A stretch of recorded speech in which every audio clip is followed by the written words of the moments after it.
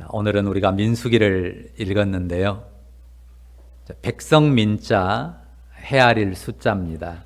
백성의 수를 헤아린 기록이다. 그래서 민수기인데요.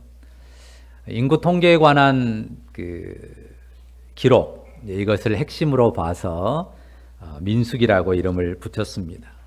자, 때가 언제인가요? 1절을 한번 보시죠. 자, 이스라엘 자손이 애굽 땅에서 나온 후 둘째 해 둘째 달 첫째 날이라고 했습니다. 자, 그러면 출애굽하고 얼마의 시간이 지난 거예요? 1년 1개월이 지난 시점입니다. 자, 장소는 어디입니까? 거기 어디라고 나오죠? 시내 광야라고 나옵니다. 시내산이 있는 광야입니다. 자, 시내산이 있는 그 광야, 시내산 앞에서 1년 1개월 정도를 머물렀는데 그 기간 동안에 무엇을 했을까요? 자, 지난번에 이스라엘 백성이 출애굽해서 광야에 머무는 동안 이스라엘에게 하나님이 두 가지를 주셨다 그랬어요. 기억하십니까? 하나는 율법, 또 하나는 성막. 그러니까 이스라엘이 이 애굽에서 나와서 1년 1개월 동안 이 시내 광야에서 머무르면서 10계명을 포함해서 율법을 받았고요. 뿐만 아니라 성막을 어떻게 지으라는 식양을 받아서 그 양식대로 성막을 지은 것입니다. 그 기간이 1년하고 1개월 걸린 것이죠. 자, 이것이 이스라엘이 하나님의 백성으로서 출발하는 기본 세팅이에요. 시내산 앞에서 이 두 가지를 정확하게 세팅하고 이제 이스라엘이 다음 여정을 출발하는 것입니다. 그 세팅의 내용이 이제 출애굽기에 또 레위기에 기본적으로 상세하게 담겨 있는 거죠. 자, 우리는 어떻습니까? 여러분, 우리는 하나님의 백성으로서 어떤 기본 세팅을 가지고 출발했습니까? 우리는 주 예수 그리스도의 십자가 복음, 그 복음을 믿는 믿음, 그것으로 모든 하나님 나라 백성의 기본 세팅을 우리 안에 담고서 출발합니다. 무엇으로 우리가 하나님의 백성, 하나님의 자녀가 됩니까? 주 예수 그리스도를 믿음으로. 그 믿음 안에서 우리가 하나님의 자녀가 되고 하나님의 백성의 길을 출발합니다. 예수 십자가와 부활 안에 있는 생명의 언약, 그 언약을 우리가 받았고 또 그 언약 안에서 하나님이 마치 성막에 자기의 임재를 두시듯 어디에 자기의 임재를 두십니까? 정말 놀라운 일인데요. 우리의 영혼 안에 주 예수께서 영으로 친히 오세요. 하나님이 친히 우리 안에 오심으로 이스라엘은 성막을 짓게 하고 거기에 하나님 임재의 징표를 두었다면 그리스도 예수의 죽음과 부활에 우리가 성령으로 연합해서 그 성령으로 연합한 우리 안에 놀랍게도 하나님의 영광의 임재를 허락하신다고 하는 사실입니다. 언약도 성막도 우리는 우리 영혼에 품고 사는 거예요. 이스라엘은 이 십계명의 돌판과 언약들을 가졌고 또 눈에 보이는 성막을 가졌다면 우리는 생명의 언약과 하나님의 임재를 예수 그리스도의 구속 안에서 그분의 성령 안에서 친히 우리 안에 담았다고 하는 사실, 정말 놀라운 은혜의 복음을 하나님이 우리에게 선물해 주신 것입니다. 이 기막힌 은혜와 자유가 우리에게 주어진 선물이에요. 믿으시죠? 우리가 그 은혜를 믿는 것입니다. 자, 민수기는 이스라엘 백성이 하나님의 백성으로서의 그 언약과 성막을 가지고 이 기본 세팅을 하고 이제 다음 여정으로 가는 내용을 쭉 기록한 책이 바로 민수기예요. 그런데 무엇이 핵심이라고요? 제목에 나온 것처럼? 물론 계속 인구조사만 한 게 아니에요. 앞에 한 번 있고 뒤에 한 번 있는데 이게 굉장히 중요한 가치를 지녀요. 그래서 민수기라고 했는데 지금 무슨 일을 해요?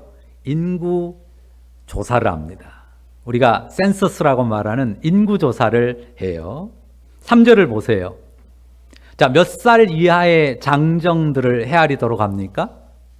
20세 이상의 장정들을 각 지파별로 헤아리도록 합니다. 그래서 21절 한번 보시겠어요? 21절 보면 이제 르벤 지파부터, 르벤이 장자거든요. 르벤 지파부터 쭉 12지파의 그 계수한 숫자를 기록합니다. 대체적으로 뭐 한 4, 5만, 많은 데는 7만이 넘고 적은 데는 3만 단위인데요. 그래서 총계가 이제 우리가 끝에 읽은 45절에 나와요. 그 총계가 얼마인가요? 60만 3,550명. 자, 이스라엘 자손의 총수가 60만 3,550명이에요. 총수가 아니죠. 정확하게 말하면 20세 이상의 장정들만 셌을 때 60만 3,550명이에요. 그러면 20세 이상의 여자는 얼마나 될까요? 뭐 그래도 그 정도는 되지 않겠습니까? 자, 20세 이상의 남녀를 합한 수가 한 120만 된다고 하면 20세 이하의 자녀들은 몇이나 될까요? 적게 잡았을 때 한 집에 2사람씩, 그러면 애들이 120만, 합하면 적게 잡았을 때 240만입니다. 5인 가족으로 잡으면 30만이에요. 300만이에요. 요즘은 인구가 하도 많은 나라들이 있어가지고 별로 감이 안 오죠. 뭐 240만, 300만 해도 그다지 큰 수로 여겨지지 않습니다. 그런데요, 지금 저 중동의 카타르라고 하는 나라의 인구가 270만이에요. 자, 중국 위에 몽골이라고 하는 나라가 있죠. 그 나라의 인구가 330만입니다. 그러니까 대충 카타르 인구나 몽골 인구 그런 정도라고 볼 수 있어요. 자, 지금 때가 언제냐면요, BC예요. 2000년 전도 아니고 거기에서 한 1400년, 1300, 400년 전 이야기란 말이에요. 그러니까 지금부터 따지면 약 3400년, 3300~400년 전이에요. 자, 우리가 사는 이 지역, 한 3, 4세기 경에 여기 어느 나라가 있었습니까? 백제가 있었어요. 백제의 인구는 얼마나 됐을까요? 백제의 인구를 삼국유사에 기록하고 있는데요. 15만 2,300가구? 이렇게 호로 나와요. 15만 2,300호. 그러면 한 호에, 한 가구에 4명이나 5명 잡는다면 얼마 되나요? 60만? 아니면 뭐 75만. 그래서 대충 학자들은 3, 4세기의 그 백제의 인구를 약 7, 80만 정도로 추산을 합니다. 근데 그보다도 1000년 훨씬 더 앞선 이 광야 이스라엘의 인구가 240만에서 300만 정도였다는 거예요. 엄청난 숫자입니다. 적은 숫자가 아니에요. 자, 이스라엘 백성이 이렇게 계수된 것에서 우리가 중요한 의미를 발견할 수 있어요. 그 중요한 의미는 뭘까요? 그것은 하나님 언약의 성취라고 하는 거예요. 뭐라고요? 하나님 언약의 성취입니다. 자, 이스라엘 민족의 조상이 누구입니까? 아브라함입니다. 아브라함은 이 민수기의 시점보다도 약 한 400년 전에 살았죠. 그런데 아브라함의 후손들이 아브라함으로부터 400년 정도가 지난 후에 이 엄청난 인구를, 하나의 민족을 형성하게 된 것입니다. 아브라함이 늙도록 자식 하나 없었어요. 그런데 하나님께서 아브라함에게 어떤 약속을 주셨습니까? 네 자손을 번성케 할 것이다. 많은 자손을 줄 것이다. 뭐처럼? 하늘의 별처럼, 해변의 모래처럼 많은 자손을 줄 것이다 라고 약속하셨습니다. 그런데 400여 년이 지난 뒤에 아브라함의 아들 이삭, 이삭의 아들 야곱, 야곱의 12아들을 통해서 민족을 이루었는데 200만에서 300만을 산정할 수 있는 그런 엄청난 민족을 이루게 하신 거예요. 멋대로 된 거예요? 하나님의 약속대로 된 것입니다. 하나님 약속의 놀라운 성취죠. 자, 민수기의 인구 계수 내용이 그것을 보여줍니다. 하나님은 어떤 분이세요? 자신이 약속한 것을 이루시는 하나님이세요. 하나님이 약속하시고 그 약속을 성취해 주시는 하나님이십니다. 그런데 하나님께서 아브라함에게 약속을 주셨는데요. 그 약속이 2종 1세트예요. 자, 너로 큰 민족을 이루겠다라고 말씀하신 그 한 가지 약속, 그게 이렇게 민족을 이룬 걸로 성취됐단 말이에요. 그런데 또 하나의 약속이 함께 붙어 있어요. 뭡니까? 너의 씨로, 곧 너의 후손으로 천하 만민에게 복을 주겠다. 천하 만민을 구원하겠다는 또한 그 약속을 주셨단 말이에요. 그러면 그 약속은 하나님 어떻게 이루셨어요? 아브라함의 씨로, 아브라함의 후손으로 이 세상에 오신 하나님의 아들 예수 그리스도의 십자가의 죽음과 부활을 통해서 세상 만민을 구원하는 구원의 길을 여셨습니다. 하나님께서 약속하신 그 약속, 아브라함에게 주신 약속을 그 민족적으로도 또 세상 만민을 구원하는 구원으로도 모두 이루신 것입니다. 하나님 어떤 분이시라고요? 약속을 성취하시는, 약속하시고 그 약속을 이루어주시는 하나님이십니다. 우리가 오늘도 그 하나님 앞에 나와 예배하는 것이죠. 자, 약속을 주시는 하나님, 그리고 약속을 이루시는 하나님인데요. 우리가 그 약속의 성격을 다시 한번 마음에 새겨야 합니다. 그 약속의 성격이 무엇입니까? 하나님의 약속은 어떤 약속이냐 하는 거예요. 여러분이 충분히 답을 압니다.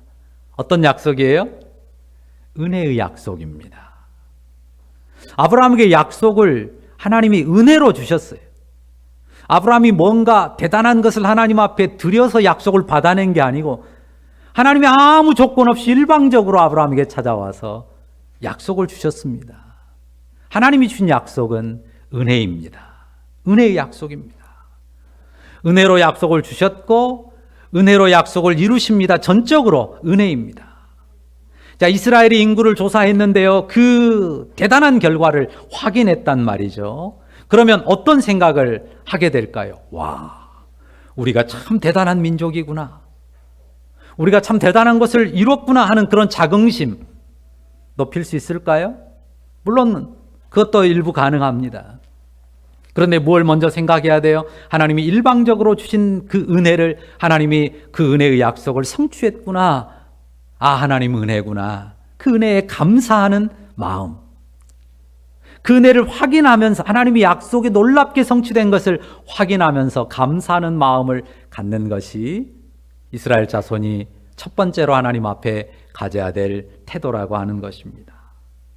하나님 은혜를 인정하고 그 은혜에 감사하는 것입니다.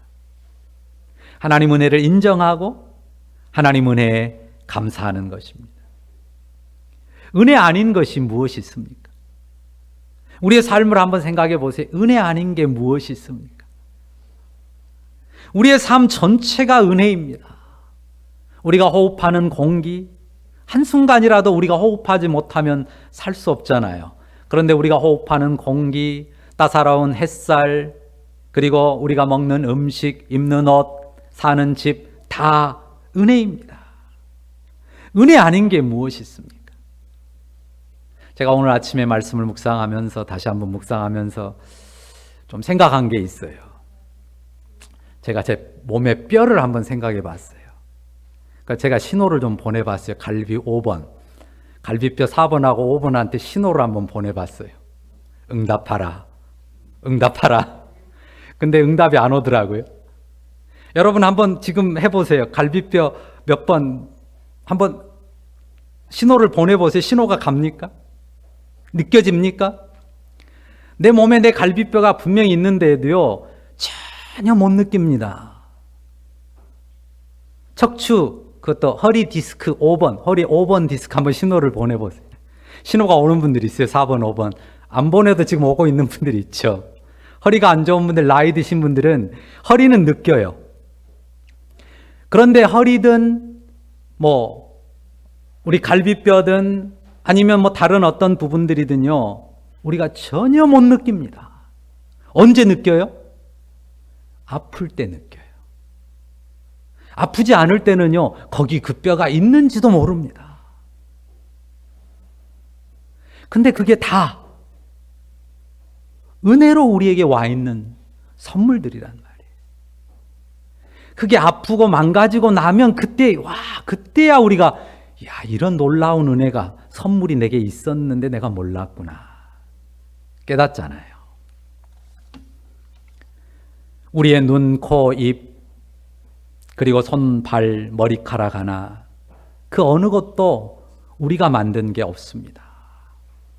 우리가 이 세상에 어떻게 왔어요? 금덩이 하나씩 들고 왔습니까? 보석 하나씩 숨겨 가지고 왔습니까? 정말 우리가 이 세상 태어날 때 핏덩이로 태어났단 말이에요. 단 하루라도 보살펴줌이 없이는 생존할 수 없는 그런 핏덩이 생명체로 우리가 이 세상에 왔어요. 그런데 보살펴주는 따뜻한 손길, 은혜 안에서 우리가 자랐고 지금 이 자리에 이렇게 훌륭하고 멋진 모습으로 서 있는 거예요. 우리 수인 형제예요. 나 수인. 마스크를 쓰고 있으니까 수인인 줄 몰랐어요. 수인이 눈이 저렇게 멋있는 줄 오늘 처음 알았네. 그래서 아닌 줄 알았어요.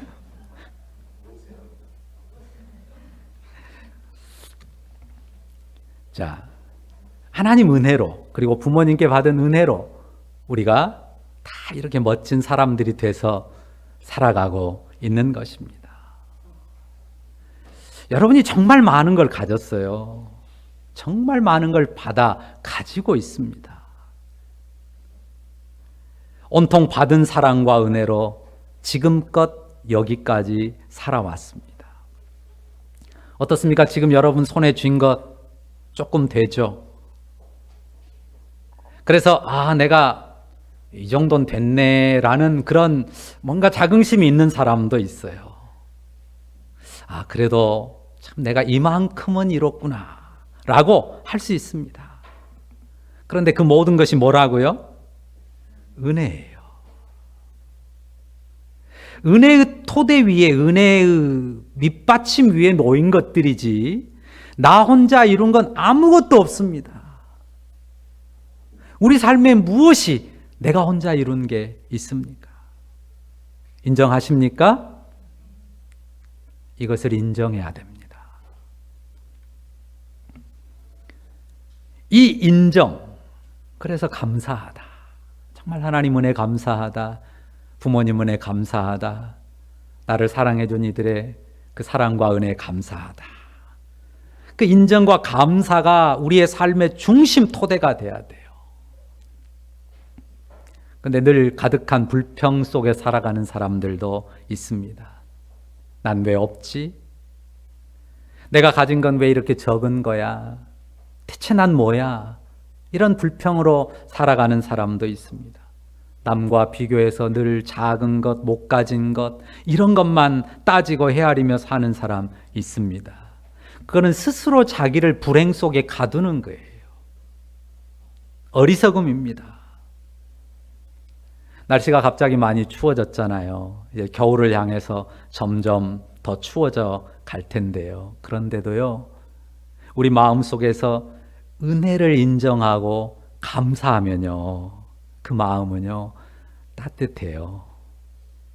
날씨는 추워도 가슴은 따뜻하고 포근해집니다. 아무리 추워도요 마음이 얼지 않습니다. 오히려 내 마음이 얼지 않을 뿐만 아니라 얼어붙은 주변도 녹이죠. 약속 자체가 은혜인데요, 약속의 성취도 은혜입니다. 기억하십시다. 은혜입니다. 은혜를 인정해야 되고 은혜에 감사해야 되고 은혜라고 고백해야 됩니다. 그리고 계속해서 은혜를 바라보고 나가야 돼요. 은혜의 삶을 넉넉히 누리는 여러분들 되시길 바랍니다. 자, 오늘 설교 제목이 뭔가요? 은혜와 사명. 은혜 뒤에 쓴 단어가 뭐예요? 사명입니다. 자, 20세 이상의 사람들을 계수했단 말이에요. 3절 다시 보세요. 20세 이상으로. 그런데 그 뒤에 뭐라고 썼는지 보세요. 20세 이상인데 어떤 사람이에요? 싸움에 나갈 만한 모든 자라고 씁니다. 자, 이 표현이 계속 반복돼요. 자, 20절, 22절, 24절, 26절, 28절, 30절, 32절, 34절, 36절, 38절, 40절, 42절. 이스라엘의 12지파 모두에 대해서 똑같은 표현을, 싸움에 나갈 만한 모든 자, 어느 부분은 모든 남자라고 썼지만 다 그 표현을 쓴단 말이에요. 똑같은 표현을 거듭 그대로 씁니다. 왜 그럴까요? 문장력이 좀 없는 분이 성경을 썼어요. 글을 잘 쓰는 사람은요, 이 반복을 피하려고 굉장히 노력합니다. 제가 설교를 준비할 때도 같은 말을 안 쓰려고 굉장히 줄이는 노력을 많이 하거든요. 사람들이 똑같은 말 반복하는 거 참 싫어하잖아요. 좋은 말은 반복해도 좋아하죠. 좋은 말은. 그래서 이 좋은 말 반복하는 걸 높여주는 전문 용어가 있는데 잔소리라고 그러더라고요. 좋은 말도 반복하면 잔소리라 그래요. 자, 그런데 지금 계속 쓰고도 맨 마지막 45절에도 또 똑같은 말을 반복해서 싸움에 나갈 만한 모든 자, 이렇게 쓴단 말이에요. 굳이 반복해서 쓴다는 것은 반복을 피하는 것이 글을 잘 쓰는 건데도 굳이 반복할 때는 어떤 의미예요? 강조하는 거예요. 웬만하면 그냥 한두 번으로 딱 요약해서 쓸 수 있는데 요약하지 않고 굳이 반복한단 말이에요. 일부러 반복한단 말이에요. 왜? 중요하니까 강조하는 겁니다. 하나님의 약속의 성취가 참 놀랍거든요. 그 은혜가 참 놀랍습니다. 그런데 그게 끝이 아니에요. 이스라엘 각 지파 그리고 이스라엘 전체를 규정하는 중요한 정체성이 있어요. 그것이 무엇입니까? 이들이 싸우는 군사라는 거예요. 이들이 헤아려질 때마다 이 지파도 저 지파도 전부 어떤 사람으로 헤아려지는 거예요? 싸우는 군사로. 그러니까 하나님께서 이스라엘을 이끄는 목표가 있잖아요. 어느 나라로 이끌어요? 어느 땅으로 이끌어요? 가나안 땅으로 이끕니다. 이것 역시도 하나님이 약속했던 바이고 약속의 성취를 하나님이 이루게 하실 것입니다. 그런데요, 홍해를 놀랍게 갈라놓듯이 그냥 쫙 열어가지고 가나안에 이르게 할 수도 있잖아요. 바람과 먼지, 광풍으로 돌풍으로 이 가나안의 길을 열어가지고 들어가게 하실 수도 있단 말이에요. 그런데 하나님이 그 방법을 사용하지 않고 이스라엘로 하여금 이 가나안 원주민들을 하나님의 심판의 대행자로 행하도록 정하세요. 그래서 구체적인 방법이 뭐냐? 전쟁을 통해서 그들을 심판하고 들어가도록 하신단 말이에요. 하나님의 심판이니까 하나님이 권능으로 승리를 보장하실 겁니다. 그런데도 이스라엘이 구체적으로 이제 행할 것은 가나안 땅에 들어가서 그들과 싸우는 일이에요. 그것이 그들의 현실적인 목표요, 또 그들의 정체성인 것입니다. 군대, 싸우는 군대로서 그들의 목표와 사명이 주어지는 거죠.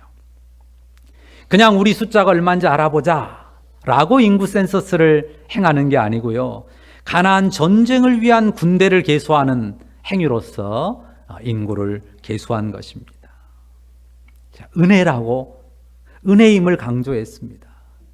그런데 동전의 양면처럼 은혜 뒷면에 반드시 존재하는 게 목표와 사명이 있습니다.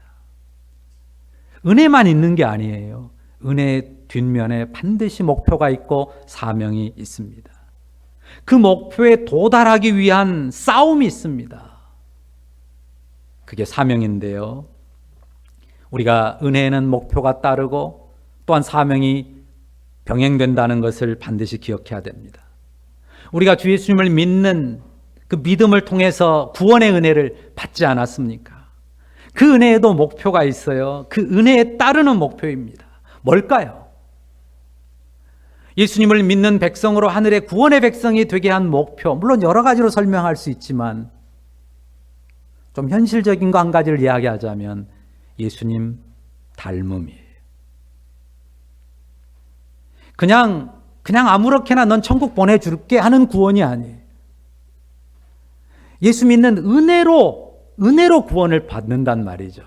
그런데 은혜로 받은 구원의 백성이 예수님과 함께 예수님께 연합된 예수님 닮은 사람 되는 것이 그 은혜를 주신 목표예요. 달리 말하면 우리가 자주 쓰는 표현으로 예수님을 누리는 것이라고 말할 수 있어요. 예수 믿고 나중에 저 천국에 옮겨준단다. 이것만 똑 떨어진 은혜가 아니에요. 예수 믿는 은혜로 하나님의 자녀가 됐으면 예수님을 닮고 예수님을 닮아가고 그 예수님의 어떠함을 내 영혼으로 내 삶으로 누리는 거예요. 그게 목표예요. 그래서 미래의 하나님의 나라를 현재 선취적으로 누리는 거예요. 내 마음이 내 삶이 예수님 닮고 예수님을 누리는 삶이 되면 그게 천국이고 하나님 나라이지 않습니까? 그러니까 그냥 은혜 받고 쉽게 천국 간다 이런 식의 그림을 생각해서는 결코 안 됩니다. 예수 믿음은 분명한 목표가 있는데 천국에 이르는 목표가 있는데 그것은 현실적으로 말하면 예수님을 닮는 것이고 예수님을 내 영혼이 내 삶이 맛보고 누리면서 그 예수님처럼 되는 것입니다. 그게 은혜고 은혜의 목표고 은혜의 사명입니다. 그래서 무엇이 있습니까? 이스라엘이 무엇을 해야 돼요? 가나안 땅에 들어가기 위해서 싸워야 되죠. 싸우는 군사가 돼야 돼요. 우리에게도 싸움이 있습니다. 어떤 싸움입니까? 내 욕심을 이루기 위해서 혈과 육으로 싸우는 싸움이 아닙니다. 주님의 은혜를 좇아서 무엇과 싸웁니까? 우리는 죄와 싸웁니다. 주님의 은혜를 따라서 죄와 싸웁니다. 내 안에서 자꾸만 내 옛사람이 죄를 따르려고 하는 그 욕망, 죄의 욕망, 옛사람의 욕망과 싸우는 것입니다. 우리에게는 그 싸움이 있어요. 예수님의 사랑에 연합한 자의 삶을 위해서 씨름하는 거예요. 그냥 말을 단순하게 바꾸면 그냥 편한 말로 주님 말씀대로 살려고 싸우는 거예요. 애쓰는 것입니다. 그 목표와 사명을 향하는 것 역시 은혜의 과정이에요. 그러니까 은혜 따로 사명 따로 목표 따로가 아니에요. 은혜가 사명이고 목표인데 그 목표를 향해 가는 과정 그 자체도 은혜란 말이에요. 그게 한 덩어리예요. 굳이 나누자면 앞면 뒷면으로 나누지만 그 둘은 하나예요. 동전에 앞면 뒷면이 있지만 하나인 것처럼 은혜와 사명이 다른 면이 있지만 결국은 하나인 것입니다. 우리가 싸우는 영적인 싸움은요, 심산유곡에 들어가서 금욕의 삶을 살거나 또 고행을 감내하는 것이 아닙니다. 주님이 나를 세워두신 바로 여기에서 내 삶의 자리에서 지금 영의 씨름을 하는 것입니다. 단번에 뛰어난 장수, 뛰어난 전사가 되는 게 아닙니다. 싸우는 군대로 이스라엘이 먼저 지금 조직하잖아요. 준비되고 한 걸음씩 행진하며 나가면서 뛰어난 전사가 되는 것입니다. 그 과정에 진실되게 임하면 그러면 그 목표와 사명에 이르게 되고 그 목표와 사명을 자기 안에 담게 되고 누리게 되는 것입니다. 우리가 무슨 목표, 사명, 그럼 너무 크게 또 너무 멀리 두고 생각하는 그런 경향성들이 있어요. 그 생각을 조심해야 합니다. 목표와 사명은요, 은혜와 사명이 동전의 앞뒷면이라고 했을 때 이게 떨어져 있고 멀리 있는 게 아니란 말이에요. 정말 가까운 곳에 아주 작은 사명을 이루는 것부터 생각을 해야 돼요. 자, 제가 전에 행복도 뭐라 그랬어요? 목표라고 그랬어요? 도구라 그랬어요? 도구로 삼아야 된다 그랬잖아요. 그 말은 그 하루하루의 삶 속에서 행복으로 지지고 볶는다는 말이죠. 그게 없이 먼 목표로 나 행복을 이루어야 되겠다. 그거는 너무 멀고 현실성이 없는 추상적인 의미로 끝납니다. 제가 가끔 떠올리는 노랫말이 있어요. 가요 중에서요. 죄송합니다. 가요 중에 떠올리는 가사가 있는데 알고 싶어요라는 노래예요. 누구 노래죠? 잘 아시네요. 자, 이선희라는 가수가 부른 알고 싶어요라는 노래가 있어요. 여러분은 무엇이 알고 싶은가요? 누군가를 사랑하는 사람은요, 알고 싶어요. 그 사랑하는 사람의 생각, 마음이 어떤지 알고 싶어요.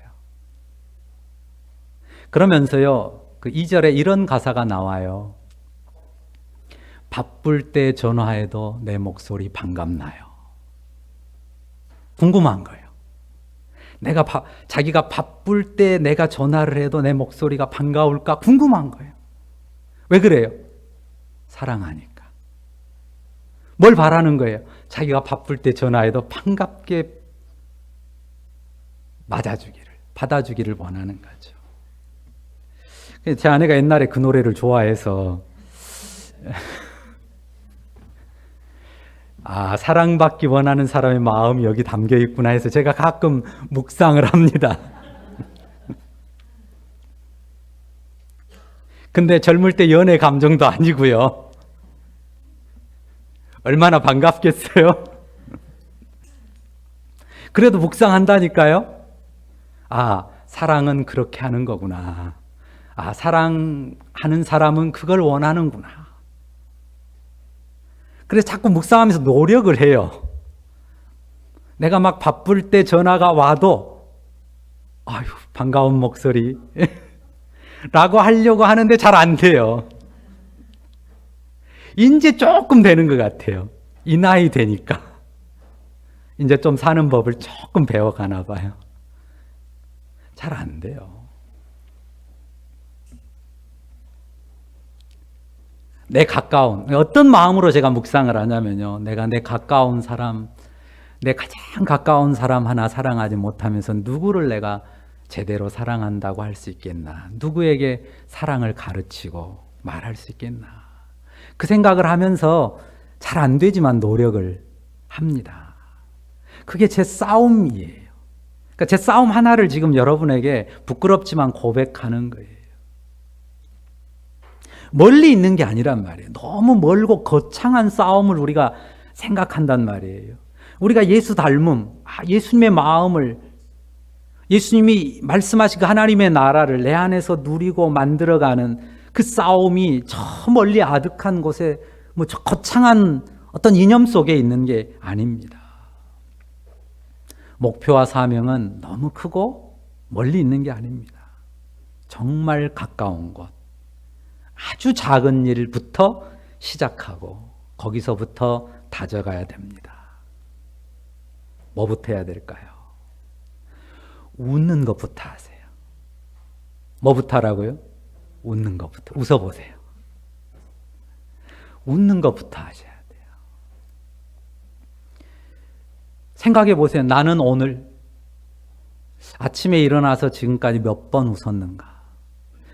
셀 수 없이 많이 웃었다라는 사람은 노력 안 하셔도 돼요. 근데 생각해 보니까 예배 와가지고 설교 들으면서 처음 웃은 것 같다, 이런 느낌이 있는 사람은 정말 노력하셔야 돼요. 웃는 것부터 해야 됩니다.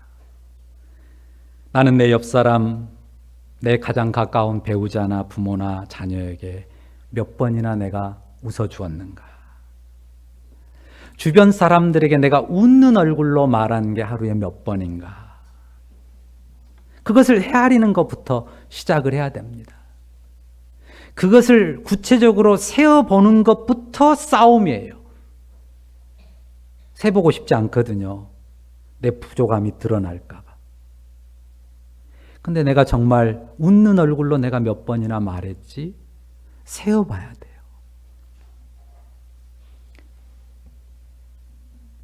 예수님의 은혜가, 그리고 예수님 닮음이, 예수님의 은혜가 우리를 예수님 닮음을 목표하게 한다면, 그게 사명이라면, 다시 말씀드리지만 그건 예수님을 누림이에요.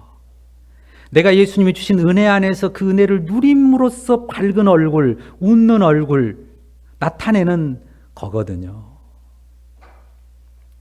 얼굴 표정이 예수님 은혜를 누리는 미소 띈 얼굴이 되도록 그렇게 자신의 굳은 얼굴과 싸우는 거예요.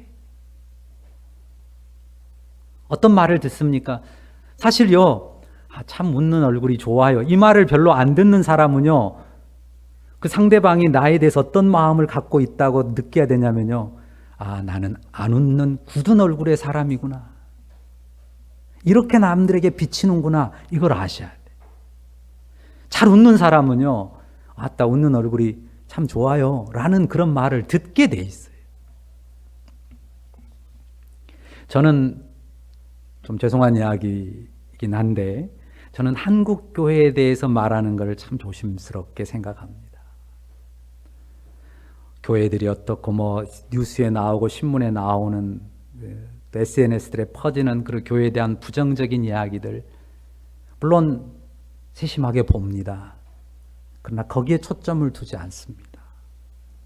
그것 때문에 교회를 떠나고 그것 때문에 교회를 멀리하는 사람들이 많을 것 같습니까? 절대 그렇지 않습니다. 저는 그렇게 확신합니다. 왜 교회에 대해서 부정적이고 신앙에 대해서 부정적인가? 뉴스에 나오는 사람들 때문이 아니에요. 그런 사람들 때문에 부정적인 영향을 받죠. 그렇지만 진짜 이유는 뭔지 압니까? 예수 믿는다는데 정말 예수 믿으면서 행복을 누리고 빛을 누리고 은혜를 누린 사람, 그런 사람을 옆에서 못 보기 때문이에요. 진짜 그런 사람 한 사람만 옆에 있어도요, 절대 부정적이지 않습니다. 늘 잘 웃어요. 친절해요. 호감이 가고 닮고 싶습니다. 그런 부러운 사람입니다. 그런데 예수 믿어요. 교회 다녀요. 그런 사람이 내 사무실에, 내 주변에 한 사람만 있어도요, 뉴스에서 별스럽게 떠들어도 다 그런 거 아니야. 내가 보니까 예수 믿는 사람, 좋은 사람 많네. 이렇게 이야기해 줍니다. 변호자가 되고 옹호자가 돼요. 근데 왜 그렇지 않습니까? 부정적인 말들만 합니까? 그런 모습을 보여주는 사람이 없기 때문에. 여러분이 그런 한 사람이 되셔야 돼요. 나 저 사람만 같으면 나도 교회 다닐 거야. 물론 수없이 많은 사람들이 부정적인 모습을 보여도요, 나 저 사람만 같으면 진짜 그런 사람, 여기 있는 여러분이 여러분의 사무실에서, 여러분의 이웃에서, 여러분의 친족들 사이에서 그런 사람이 되면요, 세상에 아무리 부정적인 교회에 대한 뉴스들이 있어도 사람들이 복음을 배척하지 않습니다. 저는 그렇게 확신합니다. 정말 예수님 닮은 은혜를 누리고 그 삶을 나타낸 사람들을 보여주는 그 한 사람. 그냥 단순히 나는 그런 사람이 돼야 되겠다는 목표가 아니에요. 내가 정직하게 주의 은혜를 받았고 그 은혜를 누리고 그 은혜가 주는 목표를 향해서, 그 사명을 향해서 복음의 은혜를 누리는 대로 한 걸음 한 걸음 나아간다면 우리는 어느 순간 그런 사람이 돼 있을 거란 말입니다.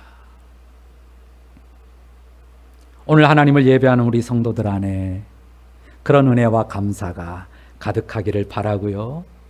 작은 삶의 씨름들 이어가면서 은혜의 사명 복스럽게 감당하는 여러분들 다 되시기를 주의 이름으로 축원합니다. 기도하십시다. 사랑의 주님, 귀한 말씀 주시니 감사합니다. 약속을 주시고 약속을 성취하시는 우리 하나님, 그 은혜의 하나님이 바로 우리의 하나님 되셨음을 인하여 감사합니다. 주 예수님으로 말미암아 그 놀라운 은혜를 늘 기억하며 감사하며 행하는 우리가 되게 하여 주옵소서. 주 예수님을 닮아가는 목표와 사명 또한 은혜로 누리는 우리 모두가 되게 하여 주옵소서. 예수님의 이름으로 기도합니다. 아멘.